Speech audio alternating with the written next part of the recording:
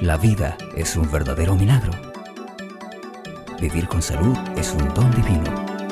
Pero al menor descuido de nuestra parte, un accidente o una exposición a factores ambientales pueden resultar en una enfermedad grave e incluso la muerte.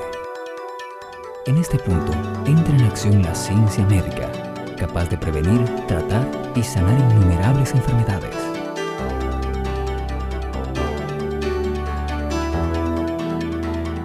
Crónicas de salud.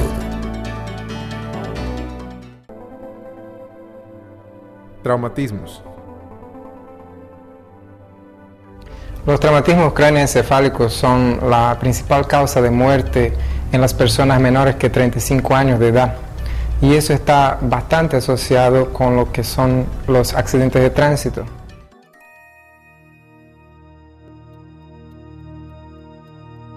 Los traumatismos pueden afectar tanto la piel, la grasa, los músculos o nervios, así como fracturar a los huesos. Los casos más graves pueden estar asociados al daño cerebral o a otros órganos vitales importantes del cuerpo.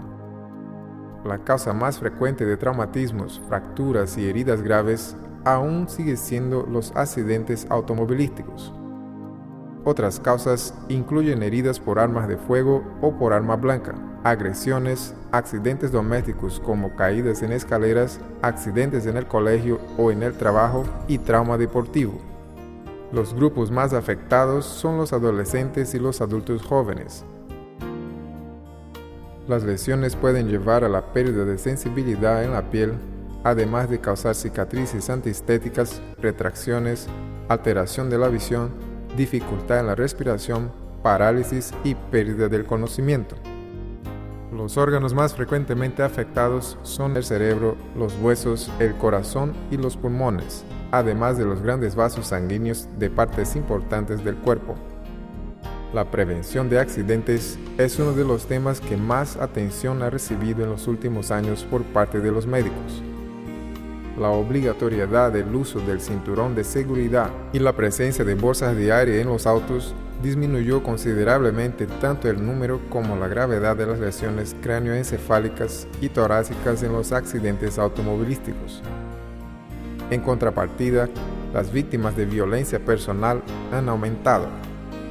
El uso de equipamientos de protección adecuados en la práctica deportiva y la obediencia de normas de seguridad en el trabajo son otras medidas preventivas específicas y bastante eficaces. El diagnóstico es hecho por el examen clínico de las heridas y en los casos de sospecha de fractura, fundamentalmente se utiliza el rayo X y la tomografía computarizada.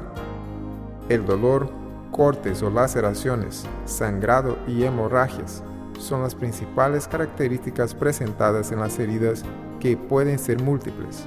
La piel se debe examinar con bastante atención y cuidado, especialmente cuando las heridas fueron producidas por armas de fuego o por objetos penetrantes como cuchillos.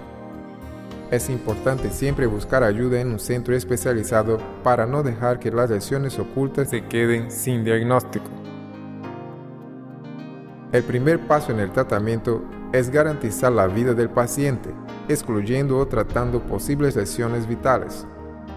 La mayoría de las heridas en la piel puede ser tratada con anestesia local, limpieza exhaustiva de la lesión y sutura en las primeras horas después de un trauma. Un análisis clínico y laboratorial postoperatorio es fundamental para establecer las condiciones del paciente para someterse a un procedimiento anestésico quirúrgico y evaluar su riesgo. Las fracturas deben ser tratadas bajo anestesia general y en la mayoría de las veces el procedimiento debe ser realizado en los primeros días después del trauma. Los huesos quebrados son restaurados utilizándose generalmente una fijación de placas metálicas y tornillos. La permanencia en el hospital y la evolución postoperatoria varían según la gravedad de las heridas. Siempre habrá bastante hinchazón y hematomas en las áreas afectadas, que pueden persistir por algunas semanas. En traumas graves, es necesaria la intervención quirúrgica por más de una vez para mejorar el resultado final.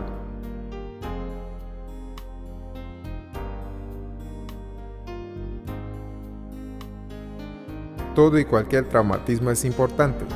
existen lesiones que pueden alcanzar órganos vitales y con pequeño impacto causar grandes daños, incluso mortales. Una atención especial debe ser dirigida a los traumatismos de tipo cráneoencefálico. Los huesos del cráneo son duros y espesos y contribuyen para proteger el cerebro. Pero a pesar de esta armadura natural, el cerebro está expuesto a muchas clases de heridas. Los traumatismos craneales causan un gran número de muertes y de personas inválidas entre los menores de 50 años que cualquier otro tipo de herida neurológica. Es la segunda causa de muerte por traumatismos después de las heridas con arma de fuego y también es la segunda causa principal de muerte entre los hombres menores de 35 años. Cerca de la mitad de las víctimas de un traumatismo craneal fallece a pesar de todos los tratamientos. El cerebro puede ser afectado aun si la herida no penetra dentro del cráneo. Muchas heridas son causadas por un impacto precedido de una aceleración y desaceleración repentinas. Cuando la cabeza en movimiento golpea un objeto fijo, el cerebro puede ser afectado tanto en el punto de impacto como en el polo opuesto. Un traumatismo serio de cabeza puede producir la ruptura de nervios, vasos sanguíneos y tejidos en el cerebro, además de alrededor del mismo, y puede ocurrir hemorragia grave o edema cerebral. La sangre, la hinchazón y la acumulación de líquido tienen un efecto similar al causado por una masa que crezca dentro del cerebro, y como ese no puede ser expandido, la presión intracraneal aumenta y puede dañar o destruir los tejidos cerebrales a causa de hernias. Una hernia cerebral puede empujar el tronco encefálico a través del orificio de la base del cráneo en dirección a la médula espinal, causando la muerte en cuestión de minutos, una vez que el tronco encefálico controla funciones vitales como la frecuencia cardíaca y respiratoria. Las personas de mayor edad son más propensas a los derramamientos de sangre en torno del cerebro o hematoma subdural en consecuencia a un traumatismo craneano. Una herida cerebral suele dejar secuelas y daños permanentes, los cuales varían de acuerdo con la extensión y área afectadas. Las alteraciones pueden ocurrir en el movimiento, en la sensibilidad, en el discurso, en la audición y en la vista. El deterioro difuso de la función cerebral puede afectar a la memoria, el sueño y conducir a un estado de confusión mental y coma. Los traumatismos o golpes en la cabeza deben siempre ser llevados en serio, desde las caídas de los niños en la casa hasta los grandes accidentes automovilísticos, pues son todos cuadros que evolucionan rápidamente. Una persona puede estar aparentemente bien después de un trauma cerebral y 10 minutos después estar en coma o muerta. De ahí la necesidad de tratamiento especializado y en ambiente hospitalario. Todas las víctimas de traumatismos craneales deben recorrer a un médico con urgencia. Las lesiones más comunes encontradas en la cabeza después de un accidente son las fracturas de cráneo, la conmoción, las contusiones, las laceraciones y los hematomas intracraneales. El líquido cefalorraquídeo circula entre el cerebro y las meninges y puede salir por la nariz o por el oído. A veces, las bacterias ingresan al cerebro a través de la fractura, causando infecciones graves que pueden ser mortales. Las conmociones, contusiones y laceraciones también son importantes y requieren tratamiento médico con suma rapidez. Los hematomas craneales a causa de accidentes pueden ser de tipo epidural o subdural. Ambos tipos pueden generalmente ser detectados por medio de una tomografía o resonancia magnética.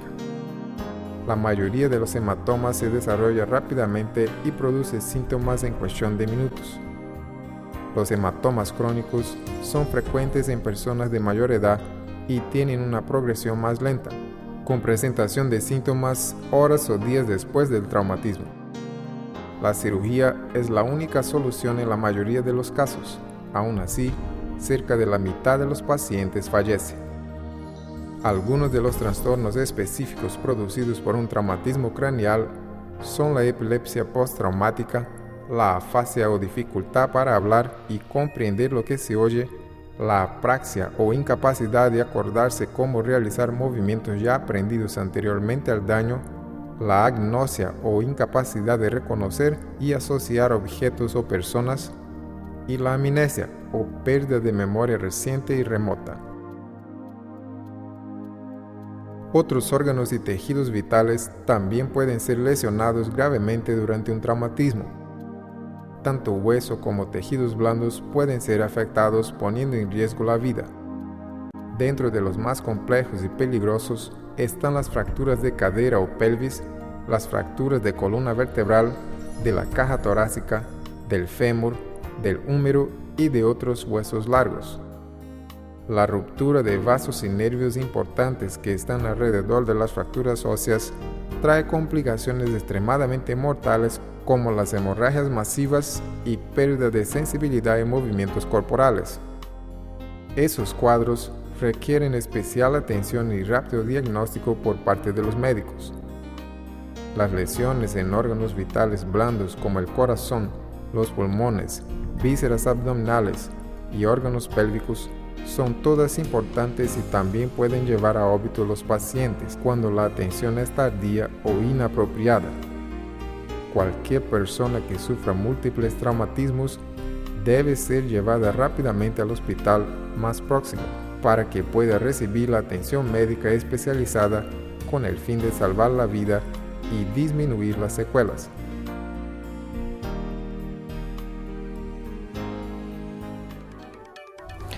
Los pacientes que son politraumatizados, o sea que se accidentan muchas veces en la calle o tienen un accidente, sufren un accidente con su auto o son atropellados, son pacientes bastante complejos porque llegan al hospital en condiciones bastante malas en su estado general y muchas veces de entrada van al quirófano.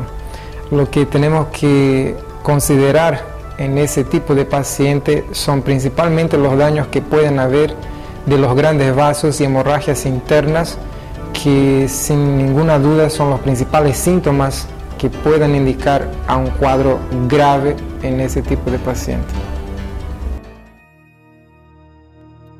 Un importante número de óbitos por traumatismos se debe a la poca importancia que las personas hacen con respecto a algunos accidentes y la demora en buscar atención médica de urgencia por creer que se trata de un daño menor y que puede ser manejado en casa. Los primeros minutos después de un traumatismo son preciosos y fundamentales. En la gran mayoría de los casos, la atención recibida en esos primeros momentos después de las lesiones hace la diferencia entre la vida y la muerte, la recuperación total o parcial y un peor o mejor pronóstico para el paciente. Por eso, siempre que alguien se depare con un caso de traumatismo o accidente, debe recoger a la ayuda médica urgente, con el fin de salvar la vida y disminuir las secuelas.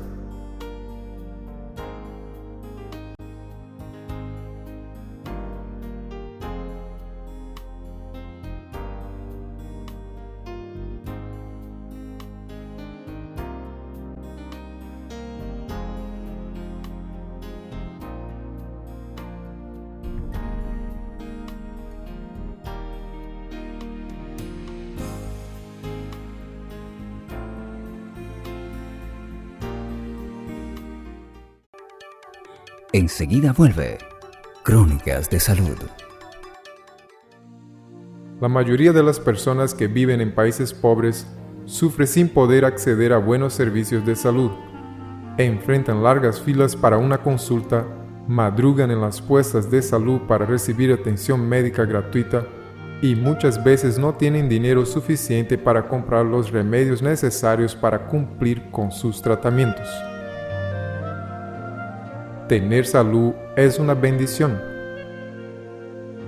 pero recuperarla es todo un desafío. Manténgase saludable. Continuamos con Crónicas de Salud.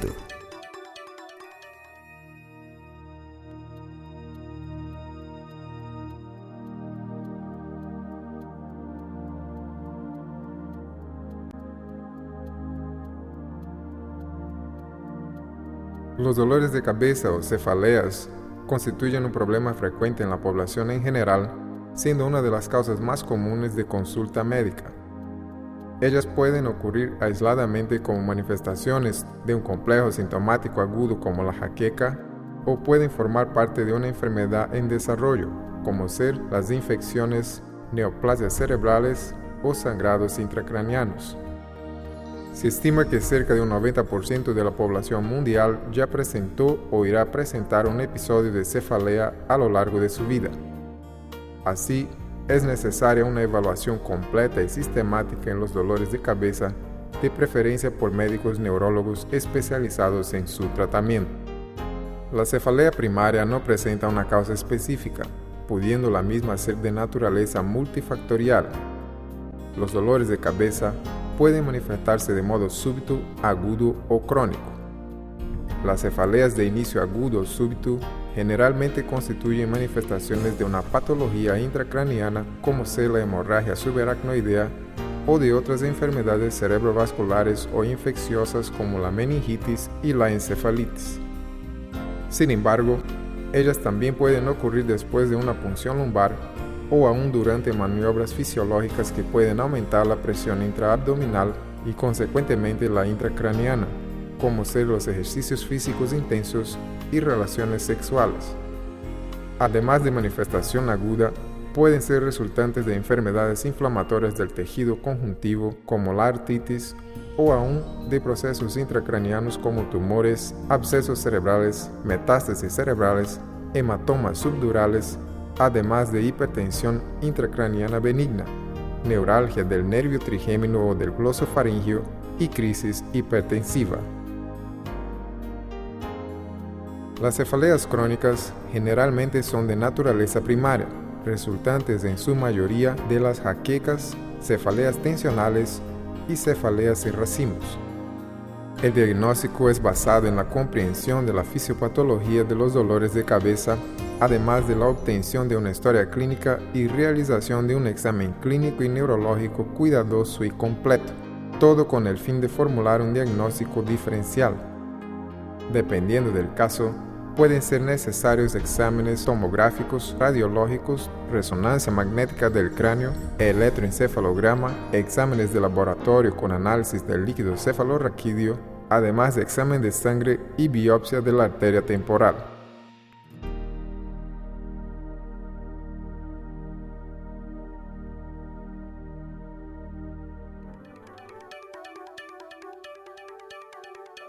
Jaquecas o migrañas. Las cefaleas o dolores de cabeza son motivos de frecuente consulta médica, aunque rara vez amenazan a la vida. Aún así, nosotros tenemos dos tipos bien frecuentes, que son la cefalea tensional y la migraña, que afecta mayormente a las mujeres. La jaqueca o migraña en realidad no solo es un tipo de cefalea o dolor de cabeza, sino también un síndrome neurológico conocido desde el inicio de la humanidad y que afecta a gran parte de la población mundial. Se caracteriza por la presencia de dolores de cabeza recurrentes uni o bilaterales, generalmente de carácter pulsante, intenso y precedidos o no de señales neurológicas focales denominadas de aura.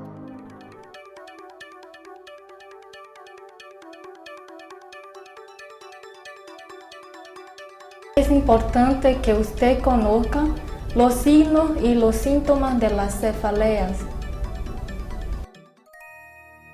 Las cefaleas son usualmente acompañadas de vómitos, náuseas, fonofobia y fotofobia. La crisis puede durar de 4 hasta 72 horas. Algunos síntomas premonitorios pueden aparecer horas o días antes de la cefalea, incluyendo la falta de apetito, hiperactividad, depresión nerviosa, irritabilidad, bostezos repetidos, dificultad de memoria, antojos por alimentos específicos como chocolate y sonolencia. El dolor de cabeza migrañoso también puede ser observado en los niños, en los cuales puede manifestarse asociado a dolores abdominales recurrentes, vómitos cíclicos, mareos y dolores en las piernas. A pesar de ser de naturaleza incierta, se cree que la causa de la jaqueca es multifactorial. También presenta un carácter hereditario bien definido. Los pacientes con jaqueca tienen un desequilibrio de neurotransmisores en el sistema trigémino vascular, tanto nerviosa como de los vasos sanguíneos cerebrales, siendo estos los responsables por los fenómenos dolorosos relacionados a la faz y al cráneo. Las crisis de jaqueca pueden ser desencadenadas por incontables factores como el estrés físico y emocional, determinados alimentos como el alcohol, quesos, vinos tintos y enlatados, privación o exceso de sueño, y alteraciones hormonales súbitas como la menstruación en las mujeres. Sin embargo, los factores desencadenantes tienen que ser individualizados para cada paciente. La migraña o la jaqueca son enfermedades más comunes en las mujeres que en los varones. El diagnóstico de la migraña o jaqueca es clínico, con historia detallada, examen físico y neurológico completos. Eventualmente, puede ser necesario la realización de exámenes complementarios. El diagnóstico correcto del tipo de dolor de cabeza, el control de los factores predisponentes y el tratamiento medicamentoso abortivo de las crisis suelen ser eficaces para prevenir y tratar los episodios de jaqueca. Para eso, son utilizados desde antiinflamatorios hasta medicamentos específicos para jaqueca como son los triptanos o ergotamínicos, que son drogas que actúan en los mecanismos responsables por el desarrollo del dolor de cabeza. También se utilizan antidepresivos con dosis bajas, beta bloqueadores y anticonvulsivos. El tratamiento no medicamentoso puede ser hecho por medio de técnicas de relajamiento, terapia cognitiva del comportamiento, dieta, fisioterapia, psicoterapia y acupuntura.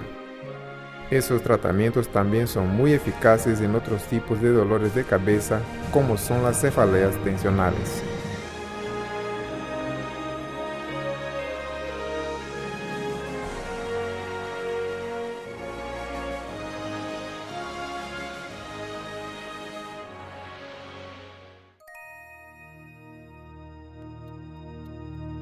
Accidente cerebrovascular.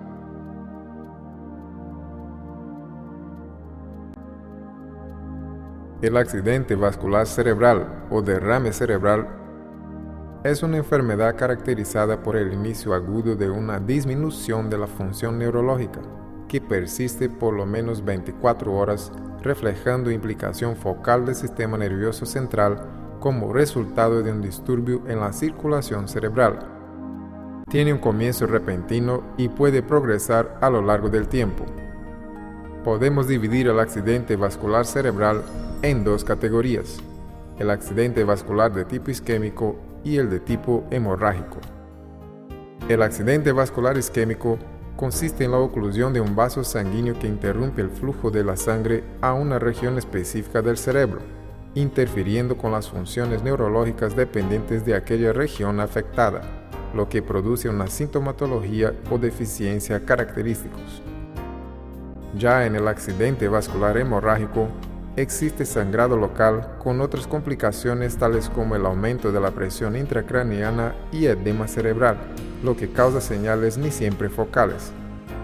Varios factores de riesgo son descritos y están comprobados en el origen del accidente vascular cerebral. Entre ellos están la hipertensión arterial, la enfermedad cardíaca, la fibrilación atrial, la diabetes, el tabaquismo y la hiperlipidemia. Otros factores que podemos citar son el uso de píldoras anticonceptivas, el consumo de alcohol o enfermedades que signifiquen el aumento del estado de la coagulación de la sangre del individuo.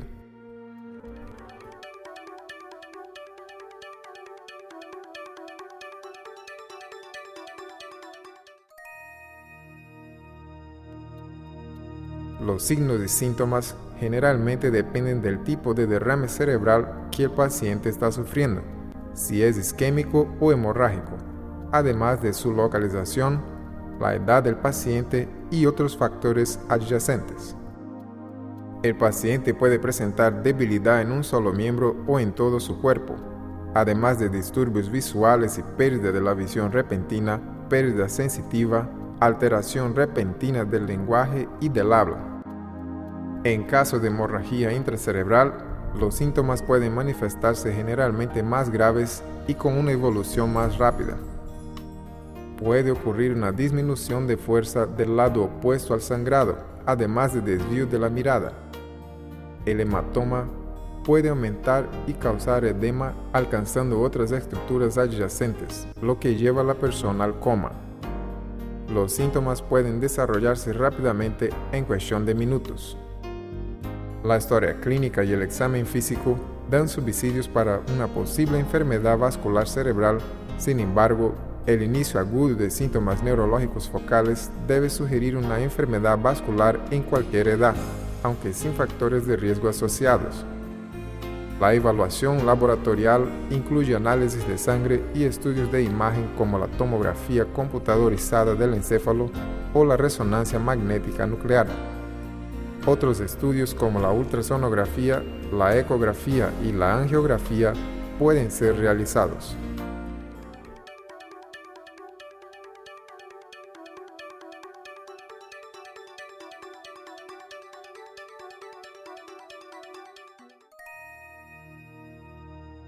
El tratamiento del accidente vascular isquémico incluye la identificación y control de los factores de riesgo, el uso de terapia antitrombótica contra la coagulación de la sangre y la endarterectomía o cirugía para retirada del coágulo de dentro de la arteria, frecuentemente la carótida, en algunos casos seleccionados.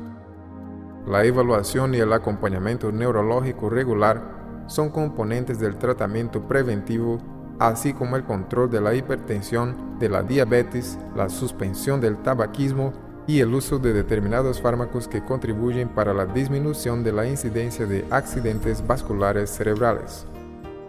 Todo cuadro de accidente vascular cerebral es potencialmente mortal. El tratamiento siempre requiere de la atención de varios médicos y especialistas, así como de otros profesionales de salud. Aún así, el número de óbitos es muy elevado. Mientras más rápido el paciente reciba atención médica especializada, mejores serán las oportunidades de supervivencia. Una vez recuperado del episodio, el paciente debe cambiar su estilo de vida, pasando a tener una dieta más saludable y rica en frutas y vegetales, practicando ejercicios físicos, la suspensión del tabaquismo y dejando de consumir bebidas alcohólicas.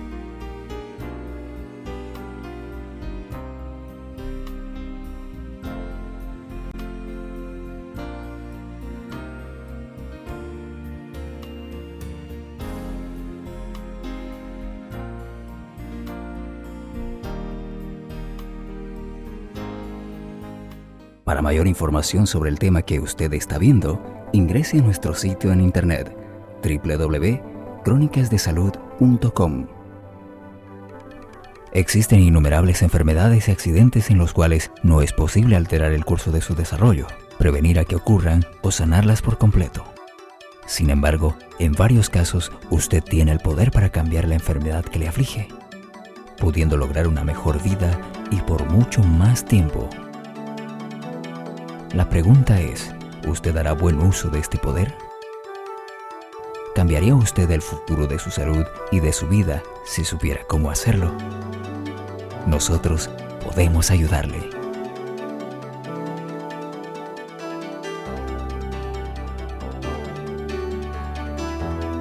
Crónicas de Salud.